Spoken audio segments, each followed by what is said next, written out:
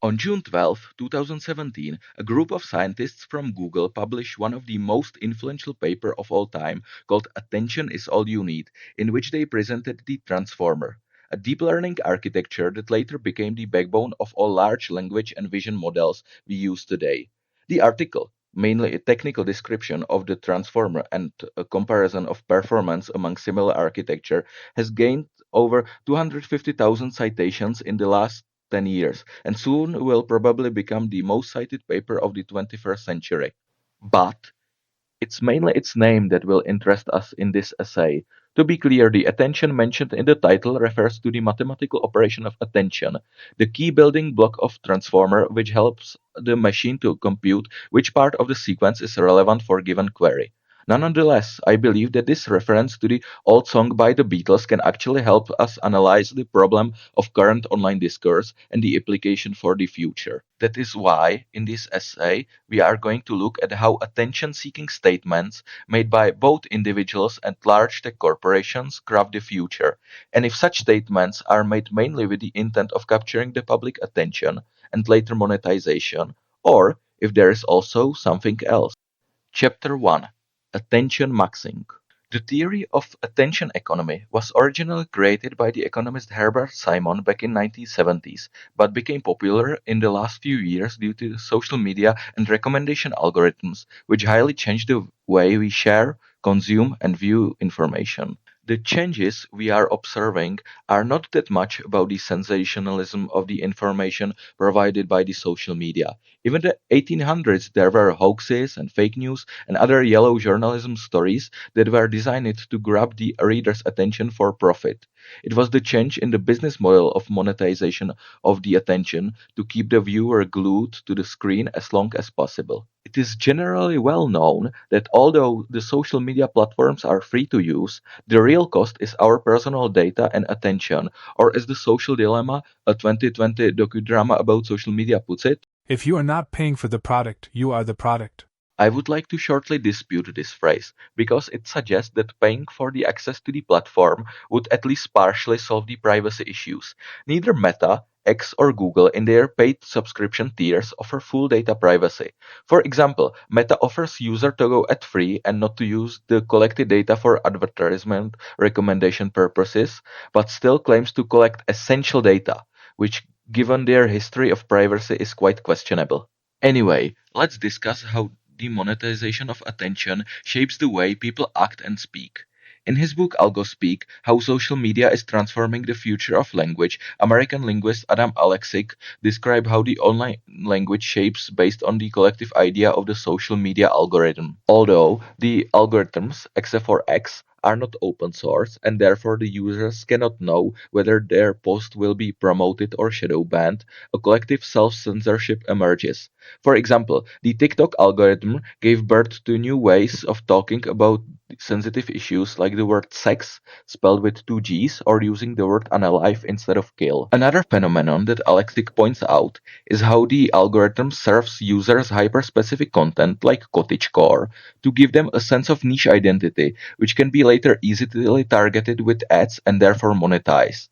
This type of content is usually based on keywords that were either non-existing before or were originally used in totally different meaning. They are effective tools for the users to describe their new identity. What is worth mentioning is that some of those neologisms that later become mainstream come from extremist groups like incels on 4chan who use these words to show that user is a part of their online group. A good example of this is the suffix maxing, that means to optimize or enhance the given feature. In the past, it was used in context of incels forums in words like money maxing, meaning to become wealthy. But today, for example, when employers make workers to use as much of a generative AI tools as possible, even the mainstream media describes it as token maxing. This is one of the way how the algorithm influences later behavior of users. But what if the creators preemptively design their content to go as viral as possible? Chapter 2: Clickbait, Ragebait, and Goonbait. The internet media used clickbait way before the incorporation of machine learning to the online platforms. Giving shocking title, capturing lead paragraph, and charming photo has been a journalistic standard for a long time. The editors just optimize the article features to get as much clicks as possible. The social media platforms are very inclusive in some sense because they allow everyone to be an editor and master the art of baiting in order to capture the viewer's attention. This leads to creating new strategies like rage bait, which captures our attention by eliciting anger. This strategy became so popular that Oxford Dictionary named rage bait as the word of the year 2025. Other very efficient engagement farming strategy is goon baiting, creating overly sexualized content in order to maximize clicks. The baiting strategies are just tools for generating as much traffic as possible. And since the social media play an important role in our society, it's obvious that people want to influence the masses by adapting to such strategies. This has two interesting effects. First, social media influencers and brands have to post more and more baiting content to still hold relevant because if they don't, others will take their place. The following advertisement is an example of connecting rage bait and goon bait. Genes are passed down from parents to offspring, often determining traits like hair color, personality, and even eye color. My genes are blue. Sydney Sweeney has great genes. And second, it leads some individuals to adjust their public behavior, so in the case of being recorded, it will go well in the algorithm. In case of doing it unintentionally, it means accepting constant surveillance and monetization of basically every part of their life. On the other hand, when people expect or even know about being recorded, it is just another marketing strategy to sell products or ideas. So-called clip farming, which became ubiquitous in the past few years, means that mainly politicians shape the way of delivering speeches to comply with the algorithm, so when clipped, they will go viral and reach voters outside of their base. Here's the Czech Prime Minister Andrej Babiš warning against the purple minion on the floor of the parliament. Fialový, zlý, plišový mimoň. To je on. A ten mimoň ničí naši zemi. Ten mimoň ničí náš život. It isn't only about the way the speech is delivered, but also language used to promote particular ideas. Here's an Australian Senator Fatima Payman representing her critique of social media ban for adolescents in brain-rot language. To the Sigmas of Australia, I say that this goofy air government have been capping, not just now but for a long time. A few of you may remember when they said there'll be no phantom tax under the government I lead. They're capaholics. They're also yapaholics. Politicians alter their speeches with the desire of going viral to increase their political capital. But baiting easily works to gain the financial capital as well. The prediction markets like Kalshi or Polymarket allow users to bet on everything from whether Jesus Christ will return in the following year to if American government will confirm aliens to exist. Those are comical examples, but keep in mind that underlying idea is to bet on how much of mindshare or how much people are talking about particular idea will have in the future. The stated goal of such market is to quote unquote create a tradable asset out of any difference in opinion. This means that our attention is not only being harvested for monetization by the platforms themselves anymore, it is also being gambled with. These speculators now have undeniable active financial incentive to manipulate both offline and online events, and no one can really know if particular incident occurred randomly or has been precisely engineered. So in the near future, we might see more unusual behavior like when the White House press secretary Caroline Leavitt abruptly ended a press conference right before 65-minute mark, raising many suspicions. To another important aspect of the prediction markets. Whereas the standard stock markets are at least theoretically legally protected from the insider trading, the prediction markets are legally declared a futures contract and the betting itself carried out in cryptocurrencies. So, in the near future, we will be hearing about cases like when American soldier allegedly bid on prediction market on operation to take down Venezuelan leader Maduro using classified information. This moment marks a collision between attention and violence. For now, we have mainly focused on the users of such platforms. In the next chapter, we will examine how the platform creators themselves monetize aggressive rhetoric.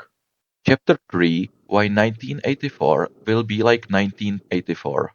In his 2007 book Violence, Slovenian philosopher Slavoj Žižek coins the term liberal communist, a deliberately contradictory term referring to an ultra-rich elite who claim to make their enormous wealth by subversive actions, and even after getting rich present themselves as sort of contracultural symbol despite their obvious involvement in the political system itself. Or as Žižek puts it, Liberal communists are top executives reviving the spirit of contest or, to put it the other way round, countercultural geeks who have taken over big corporations.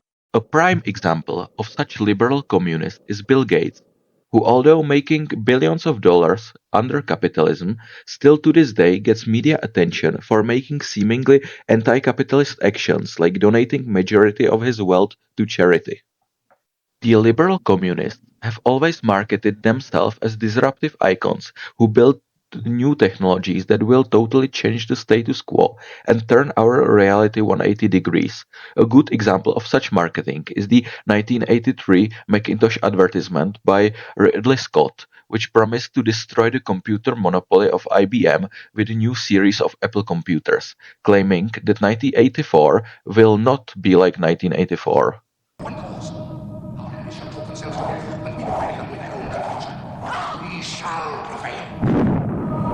On January 24th, Apple Computer will introduce Macintosh, and you'll see why 1984 won't be like 1984. But I would argue that such rhetoric has diminished or even disappeared from the public space. Take Elon Musk, for example, a tech billionaire who for tens of years had been creating a technological savior myth, painting himself as someone who will get humanity to Mars in very near future and who will solve the traffic by producing millions of self-driving cars. A real-life Tony Stark, if you will. After more than 10 years of promises, we didn't get any closer to putting human food on the surface of Mars, and Waymo, company owned by Google, operates significantly more cars with higher level of the self-driving mode. After his acquisition of Twitter in 2022, which he later renamed to X, Musk himself with the platform algorithm to promote mainly himself as well as hateful, often fascist posts, leading to more advertisers to leave the platform and him losing revenue. Later, Musk got involved into the politics, being part of Trump administration as head of a Department of Government Efficiency, presenting himself with very questionable attention-seeking stunt, not only during the inauguration.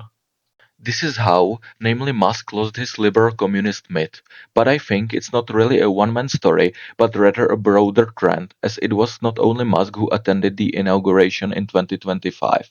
The entire Silicon Valley elite have become involved with the current administration because all of them profit from the rhetoric of Donald Trump, which is heavily built around the attention economy.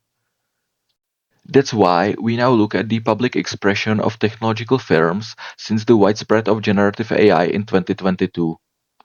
In 2019, OpenAI released the GPT-2, an ancient predecessor of the large language models we use today.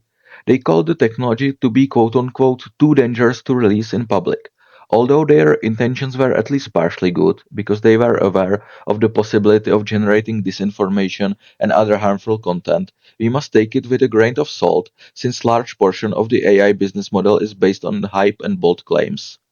Fast forward 7 years, the Anthropic released Claude Mythos in March 2026, a new model for software security, which is again portrayed as too dangerous to release publicly, and has not been published at the time of recording of this essay. And again, the software vulnerabilities it claims to find are impressive from the software point of view, but one must ask, is there really justification for such claims? I personally believe that it is a part of a broader trend of anti-human threatening marketing that we hear from Silicon Valley, like the "Don't hire humans" ads or mainstream media promoting books like Eliezer Yudkowsky's "If anyone builds it, everyone dies," with a spike in layoffs in recent years that are presented as AI replacing humans, but never mention that the tech companies hired a significant amount of workers during COVID-19 pandemic. The message left in the public space is that the humans are obsolete and should be afraid of AI, which is obviously attention grabbing, causing the tech stocks to rise.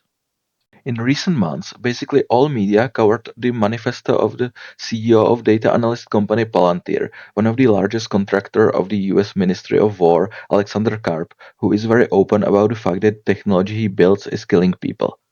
I'm very happy to have you along for the journey, and you are partners for us. Every Palantirian, we are crushing it. Everyone else who's listening, we are dedicating our company. We've dedicated our company to the service of the West and the United States of America, and we're super proud of the role we play, especially in places we can't talk about. And we love our success in the U.S. and globally. Also, we are doing in the United Kingdom and many other places. Palantir is here to disrupt and make the institutions we partner with the very best in the world, and when it's necessary, to scare enemies and on occasion kill them. And we hope you're in favor of that. We hope you're enjoying being a partner, and we're really happy and very, very focused on what we're doing. Karp claims that the Silicon Valley has a moral obligation to play a role in fight against violent crime and calls for militarization of AI. Obviously, a part of a reason Karp claims such thing in the public space is definitely getting attention that gets translated into either stocks going up or Palantir getting a new contract, but here we must be careful. In the 21st point of the manifesto, he claims that some cultures are inferior to others, which goes really well with the second important man of Palantir, Peter Thiel, who in very famous New York Times interview was not really sure if he wants the human race to endure. You would prefer the human race to endure, right? You're hesitating. Yeah, well, yes? I don't know. I would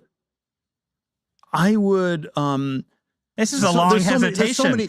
I think that these statements are more sophisticated than just rage baiting for money. The release of the manifesto sparked a debate whether Karp wants to install some sort of technofascism in the US. I believe it is more moving the Overton window step by step in this direction and gaining the money and the contracts as well as the power in the long term. Let's now get away from Palantir. A further point of consideration is that the entire AI industry faces remarkable backlash. The fear from ecological effect of the data centers on communities, which in some US cities connect both political parties, the anxiety from job loss in already not very well functioning job market, fueled by the pressure to employers to automate everything with AI, and the aggressive rhetoric of the Silicon Valley. In most cases, the backlash is on the level of political discussion or peaceful protests. But what happens when the fear from the presented future turns violent, like the Molotov cocktail attack on the house of OpenAI CEO Sam Altman in April 2026? The next chapter explores how terror can be exploited for attention and how modern technology has turned violence into a profitable commodity. Chapter 4: Dekirkification of Terror. After the assassination of American conservative podcaster Charlie Kirk in early September 2025, a new genre of internet memes has emerged. Pictures where Kirk's face was photoshopped to the existing people, new words like low Kirkaniale and Kirkification appeared basically overnight. And even songs like We Are Charlie Kirk, which no one really knows whether was made to commemorate or mock Kirk, became probably the most famous AI song of all time. From the internet culture perspective, this isn't nothing new. It is sad, but the well-documented tragical events are typically memified and then spread through the web with the speed of light. However, this was different. Immediately after the horrible event, multiple crypto coins were registered under some name referencing Kirk. The owners of those coins intentionally started to spread Kirk memes, efficiently increasing the value of the coins by enough people sharing the memes, basically creating a chain of converting attention to the tragical event to pumping the price of their crypto.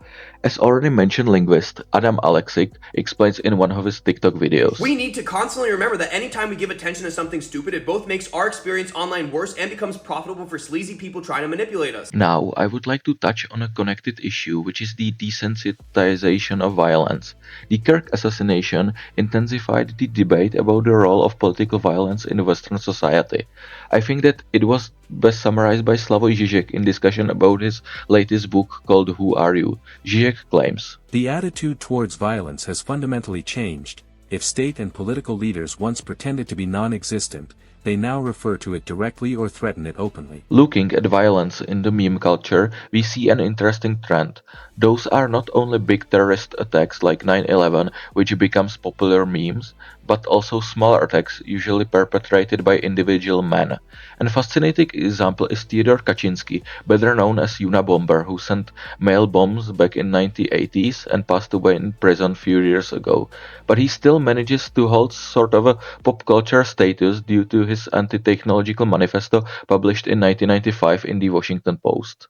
Another remarkable example of this is Luigi Mangione, the only suspect in killing of Brian Thompson, the CEO of United Healthcare, in December 2024. The killing fitted into the ongoing debate about the US insurance companies' practices, which are, to put it lightly, controversial. Mangione became an idol for a part of the internet, raising over $1.5 million US for his legal defense. His identity was also put on crypto shortly after the arrest. But compared to Kirk, the reason for the widespread of memes was the nature of case itself rather than crypto greed. We finalize this chapter by going to the very beginning of this essay. One of the co-authors of the Attention is All You Need paper, Noam Shazir, later left Google and founded a startup called Character AI, which he managed to sell back to Google in 2024.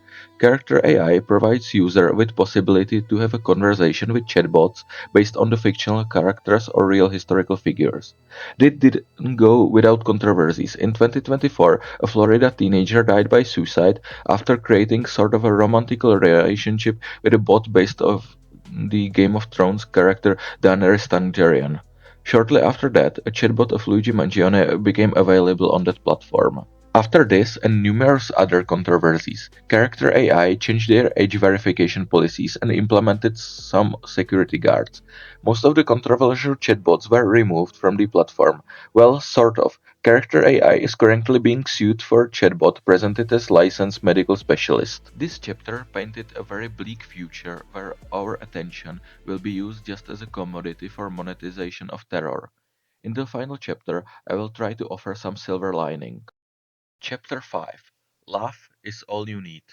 As I have shown, in the technological future, presented mainly by the Silicon Valley, large amount of your attention will be captured, monetized, and then bet on crypto. But what if we diverge from the technologies in the first place? At the time of writing this essay, multiple countries around the world discusses or even have already implemented the ban or wider restriction of the social media for particular demographics. The ongoing debate over described issues increased the awareness, which is then transformed to real-world data, like more young people refusing to use generative AI tools or surge in popularity of dumb alternative to smart devices. Also, it is important to point out that the vast majority of the sources I work with in this essay were focused on the United States of America, which still works as a culture and technological hegemon. But in different parts of the world, the online discourse doesn't have to follow similar trajectory. Finally, I believe that the culture of political violence is not really sustainable for a longer period of time and will inevitably fail sooner or later because of the collective exhaustion.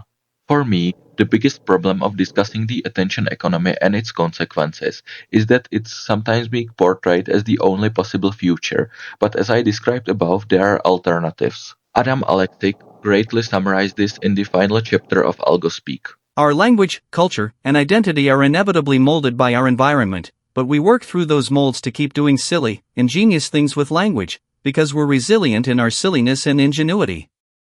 No matter what comes next, we'll continue to be the same, succeeding as well in love as we do now. Thank you for your attention.